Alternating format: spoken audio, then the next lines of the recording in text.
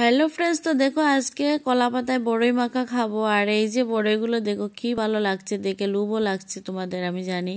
তো কিছু করার নেই, যদি তোমাদের আশেপাশে বড়ই থাকে তাহলে মাখা করে খাও, না হলে আর কি করবো বলো। আর এই যে কাঁচা পাকা লঙ্কা, বড়ই সমস্ত কিছু একসঙ্গে এই যে বালতিতে জলের মধ্যে দিয়ে দিলাম। এগুলো ধুয়ে নেব একসঙ্গে, ধুয়ে তারপর এগুলো কাটাকুটি করে নেব। তো এই যে এখানে কাঁচা লঙ্কাগুলো কাটা আর কি কমপ্লিট, আর এই যে ধনেপাতাও কুচো কমপ্লিট। তো এগুলো কমপ্লিট হয়ে গেছে। আর এই যে বাঁশের কুটনি, এটা তোমরা কারা কারা চেনো বা এর মধ্যে বড়ই ভর্তা তোমরা খেয়েছো, বড়ই মাখা ভর্তা যাই বলো, তো কমেন্ট করে জানিও। আর এই যে বাঁশের কুটনির মধ্যে সমস্ত ধুয়ে রাখা বড়ইগুলো দিয়ে দিলাম। বড়ই আর অনেকে কুলও বলে জানি, তো আমরা বড়ই বলি। আর এই যে এগুলো বড়ইগুলো থেতো করা হয়ে গেছে। এই যে এবার এই যে কাঁচা লঙ্কাগুলো থেতো করে তারপর এগুলো আর কি বড়ইগুলো মাখা করব।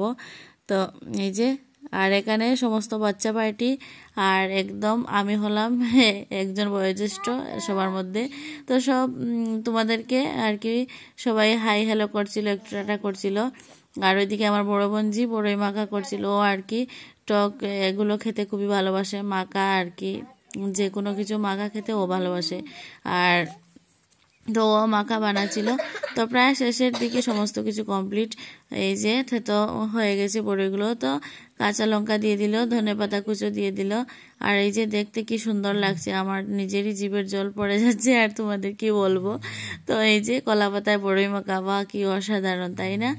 তো জাস্ট আর কিছু ভিডিও করব না, এই যে জাস্ট লবণ দিয়ে দিল, দিয়ে মেখে এবার খেয়ে নিব। তো চলো বন্ধুরা, টাটা।